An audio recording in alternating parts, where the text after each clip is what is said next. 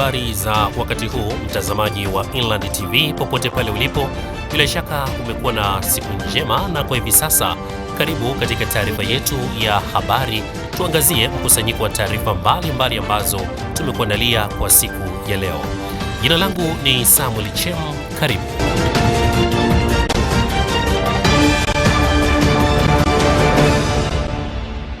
Naam, tuanzie kule bungeni mjini Dodoma ambapo Bunge la Jamhuri ya Muungano wa Tanzania limepitisha bajeti kuu ya serikali kwa mwaka wa fedha 2026-2027 kwa asilimia 97.66 baada ya wabunge 385 kupiga kura ya ndio kuunga mkono bajeti hiyo. Akitangaza matokeo ya kura ya wazi iliyopigwa bungeni, Spika wa Bunge la Jamhuri ya Muungano wa Tanzania, Musa Azan Zungu, amesema jumla ya kura zilizopigwa ni 393, ambapo kura 8 zilikataa kuunga mkono bajeti hiyo. Matokeo ya kura ya bajeti kuu ya serikali: 3. Idadi ya bunge ambao hawakuwepo bungeni 8. Kura za ndio 385.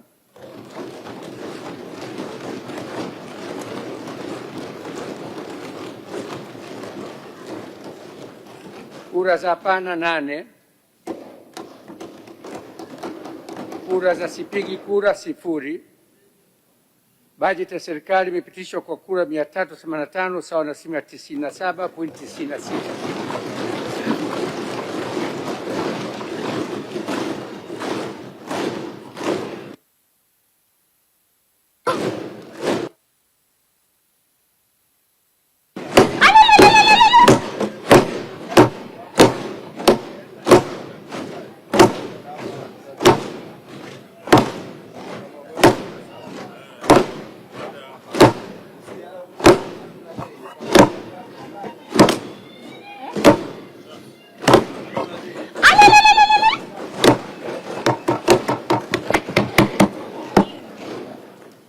Baada ya spika kutangaza matokeo hayo, akazungumza mara baada ya bunge kupitisha bajeti kuu ya serikali kwa mwaka wa fedha 2026-2027. Waheshimiwa bunge, kwanza nimpongeze Waziri wa Fedha kwa kazi nzuri uliyofanya wewe na timu yako.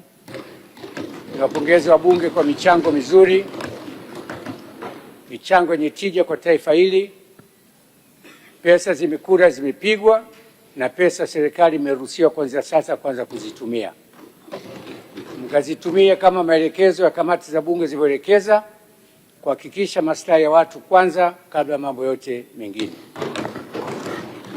Bunge hili litaendelea kufuatilia utekelezaji wake na kuhakikisha miradi iliyoainishwa yote inazingatiwa na kuleta furaha kwa wananchi.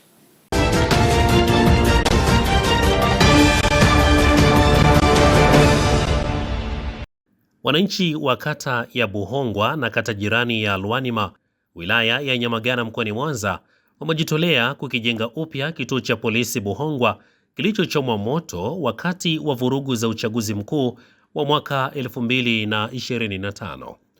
Mwandishi wetu Maltrida Baltazari ana taarifa zaidi.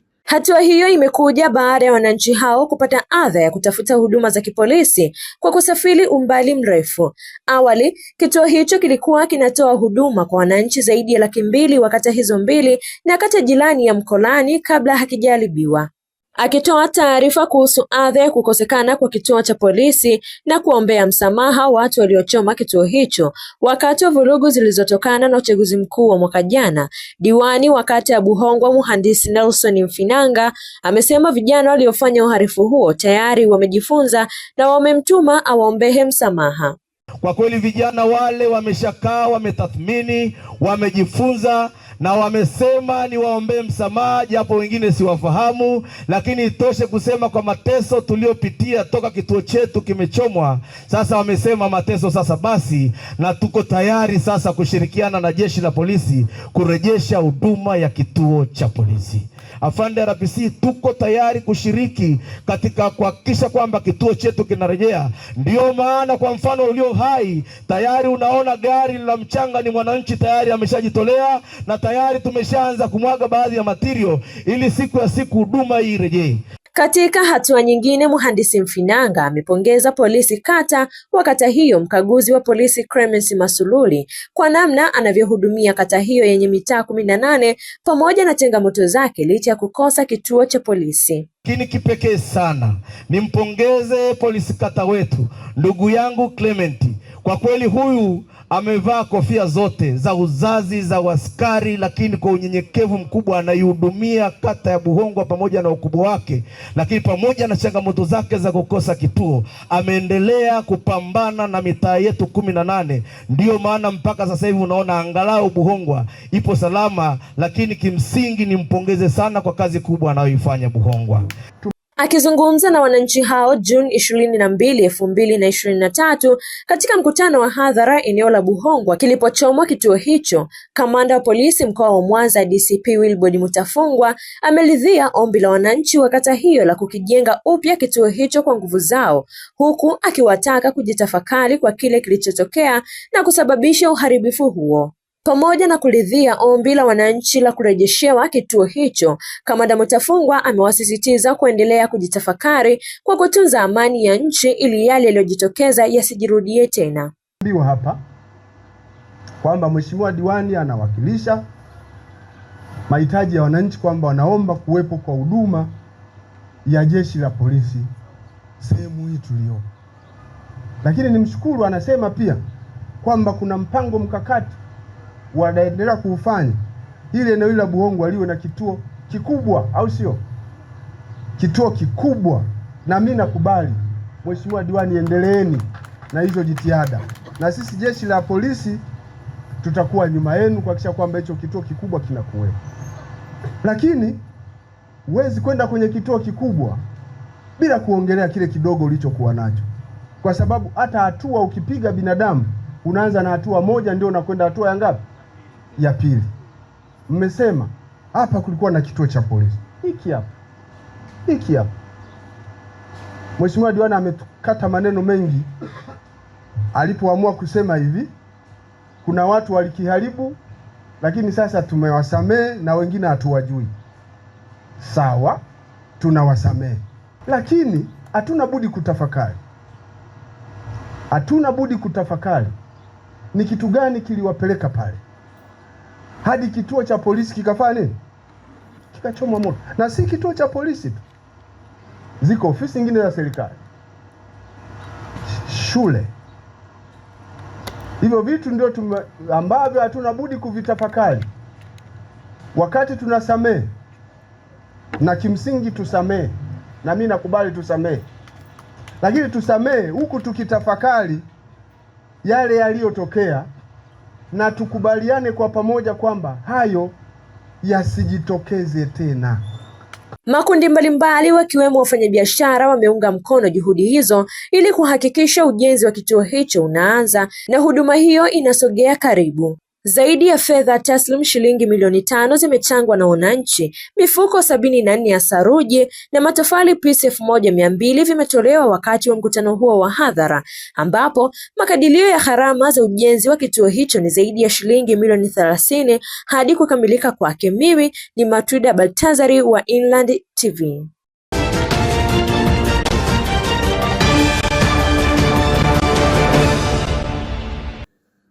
Vijana wa kiume wametakiwa kujua kusudi la Mungu katika maisha yao na kujua nguvu walionayo katika jamii na kanisa kwa ujumla. Wito huo umetolewa na mtumishi wa Mungu Godian Newton kutoka Dar es Salaam alipokuwa katika kongamano la maombi linalofanyika katika kanisa la AICT Bethlehem Buhongwa. Jambo la kwanza, wanatakiwa kulijua kusudi la Mungu la wao kuwepo duniani. Kulijua kusudi la Mungu la wao kuwepo duniani. Kwa ujumbe mkubwa kwa vijana wa Tanzania, vijana wa kiume wa Tanzania, walijue kusudi la Mungu. Kwa nini wako duniani? Kwa nini Mungu ameruhusu wamezaliwa? Iwe umezaliwa nje ya ndoa, ndani ya ndoa, lakini maadamu Mungu ameruhusu ukazaliwa, manake lipo kusudi la Mungu kwa ajili yako. Na ukilijua Ukijua kusudi la Mungu litakusaidia namna ya kuishi. Hutaishi kama wengine wanavyoishi, hutaishi kwa mkumbo, bali utaishi kwa mipango na kuwa na maono. Kijana aliye na maono anakuwa na mafanikio. Biblia inasema pasipo maono watu waacha kujizuia. Kwa kijana yote wa kiume, ili uweze kufanikiwa, lijue kusudi la Mungu na uwe na mipango na uwe na maono ya nini unataka kuwa. Kongamano hilo limewakutanisha vijana kutoka sehemu mbalimbali na mikoa jirani ya Mwanza. Kwa upande wake, mtumishi Hawa Machen amesema kupitia kongamano hilo litaweza kumjenga kijana kimwili na kiroho na kumtengeneza katika mbinu ya kiuchumi na katika kazi halali. Kijana Kikristo ama kibibilia tunajua amebeba vitu vya thamani sana. Kwa hiyo lengo la kongamano hili ni kumtia kijana wa kiume akili na ufahamu ili aweze kujitambua na namna ya kuenenda katika ulimwengu huu wa sasa pasipo kumkosea Mungu, ili hali akiyatazama maono na ndoto ambazo Mungu ameziweka ndani yake ili apate kuzitimiza. Kuna eneo la ushoga limekuwa ni janga kubwa sana kwa vijana wetu wa kiume, lakini uvutaji bangi, lakini vijana hawafanyi kazi, wanatarajia kuishi maisha ya kubeti. Sasa hata Adamu alipowekwa na Mungu kwenye bustani ya Edeni, Mungu alimpa aitunze, ailime. Kwa hiyo kusudi la Mungu kwa kijana wa kiume ni ili aweze kufanya kazi, aweze kuzalisha, aweze kujitambua. Hii ni ripoti ya Jackson Makeba kutoka jijini Mwanza.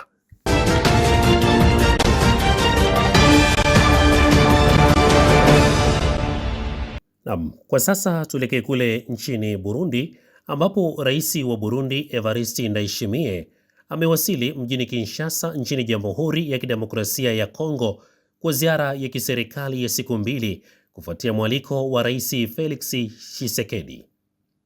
Ziara hiyo inatarajiwa kuhitimishwa baada ya viongozi hao kufanya mazungumzo ya kina kuhusu usalama, afya na ushirikiano wa kikanda. Kutoka nchini Burundi, mwanahabari wetu Bukuru Elias ana ripoti zaidi.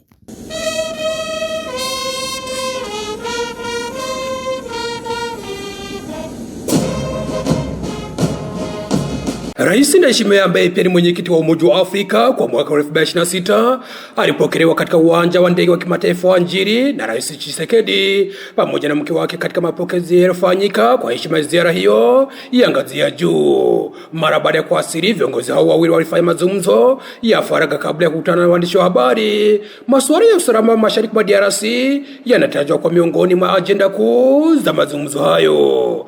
Burundi ni mshirika muhimu wa DRC katika juhudi za kurejesha amani mashariki mwa nchi hiyo, ambapo wanajeshi wa Burundi wanaendelea kushirikiana na jeshi la DRC katika mapambano dhidi ya makundi yenye silaha yakiwemo M23.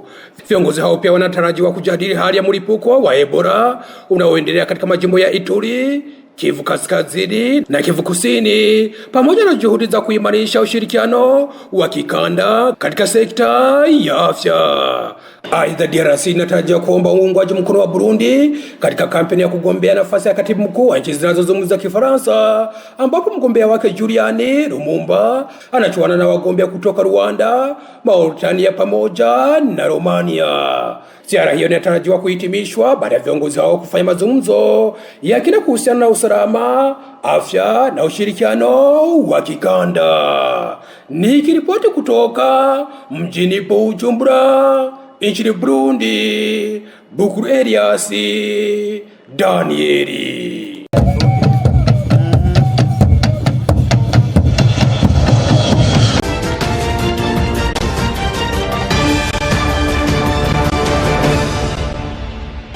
Kwa hivi sasa tuungane na mwanahabari wetu Maltida Baltazari kwa mkusanyiko wa taarifa mbalimbali za kimataifa.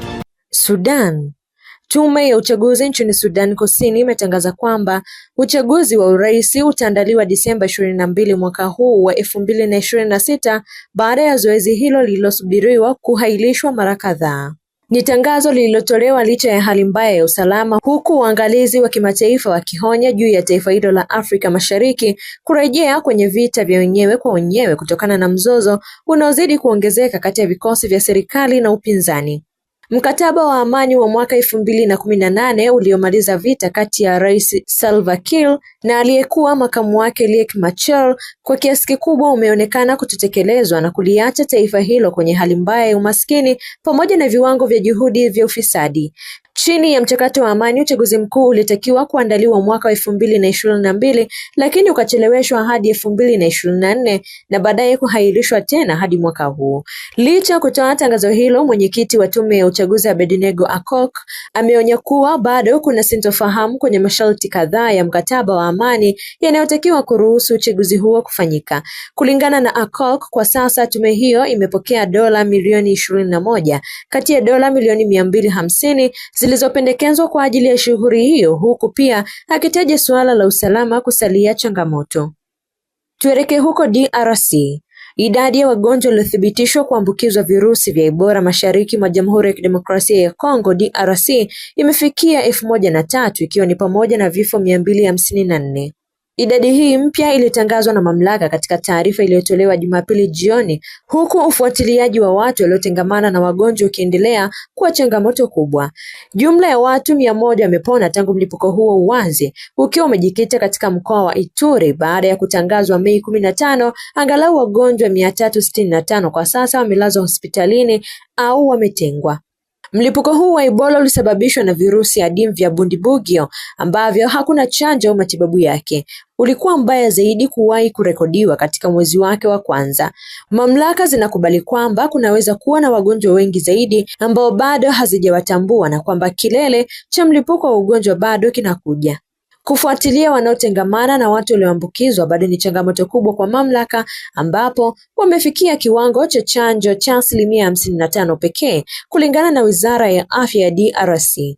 Mamlaka bado hazijabaini mgonjwa wa kwanza wa mlipuko huo, bado wanahitaji kufuatilia zaidi ya watu 35 ambao wametengamana na watu walioambukizwa kulingana na takwimu za wiki iliyopita. Kundi la raia wa Australia limeshutumu serikali yao kwa kukiuka haki za binadamu na kuendelea kuruhusu usafirishaji wa makaa ya mawe na gesi, na sasa wanaitaka Marekani kuchukua hatua.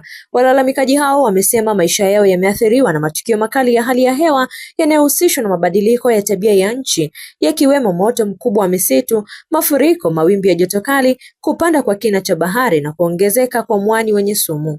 Wanaamini kuwa msaada wa serikali kwa kampuni za nishati ya mafuta umechangia hali hiyo. Hii ndiyo kesi ya kwanza kupelekwa katika chombo au mahakama ya kimataifa tangu uamuzi wa mahakama 2025 wa International Court of Justice uliobainisha kwamba nchi zinaweza kushtakiwa kutokana na athari ya mabadiliko ya tabia ya nchi. Ingawa uamuzi wowote wa Umoja wa Mataifa hautakuwa wa lazima kisheria, Australia, moja wa wauzaji wakubwa duniani wa makaa ya mawe na gesi, inatarajiwa kutoa majibu rasmi. Miongoni mwa walalamikaji hao ni Belly Trail, mtaalamu wa ekolojia ya wanyamapori na mzima moto wa kujitolea.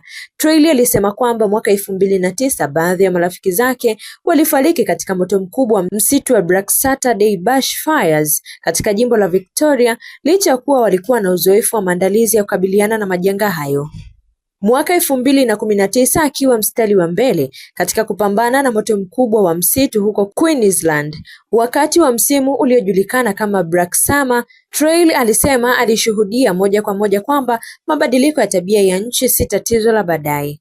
Kesi hiyo inaongeza shinikizo kwa serikali ya Australia kuhusu sera zake za nishati na wajibu wake katika kupunguza athari za mabadiliko ya tabia ya nchi. Tumalizie huko Iran. Iran imekanusha madai ya makamu wa rais JD Vance kwamba itawaruhusu wakaguzi wa nyuklia kurejea nchini baada ya duru ya kwanza ya mazungumzo kati ya Washington na Tehran kufikia makubaliano ya mwisho ya kumaliza vita. Kufuatia mazungumzo nchini Uswizi, Vance alisema majadiliano na wakala wa kimataifa wa nishati ya atomic IAEA yanaweza kuzuru nchi hiyo. Lakini wizara ya mambo ya nje Iran iliiambia vyombo vya habari vya serikali kwamba Tehran haikutoa ahadi mpya kuhusu ukaguzi wa nyuklia. Hayo yamejiri baada ya Marekani kutangaza kuwa imeiondolea Iran vikwazo vya muda ili kuwezesha kuuza mafuta kwa dola za Marekani kwa mara ya kwanza katika miongo kadhaa. Katika taarifa ya pamoja iliyotolewa Jumatatu, wapatanishi wa Qatar na Pakistan walisema kwamba baada ya duru ya kwanza ya mazungumzo katika mji wa Bergenstock, Uswizi, Marekani na Iran zilikubaliana njia ya kuelekea kufikia makubaliano ya mwisho ndani ya siku 60. Vance alielezea mazungumzo hayo kuwa ni tija. Makamu wa rais wa Marekani alisema timu hizo zilijadili kufunguliwa tena kwa mlango wa bahari ya Hormuz na kumaliza mzozo wa usitishwaji mapigano wa kikanda. Nikiripoti habari kimataifa, Matuda Baltazari, Inland TV.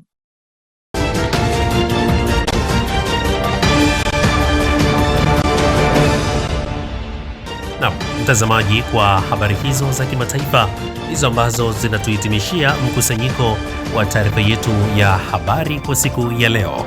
Kwa niaba ya wale wote walioshiriki kukuandalia taarifa hii, mimi ni Samuel Chem, nikutakia utazamaji mzuri wa vipindi mbalimbali vinavyoendelea.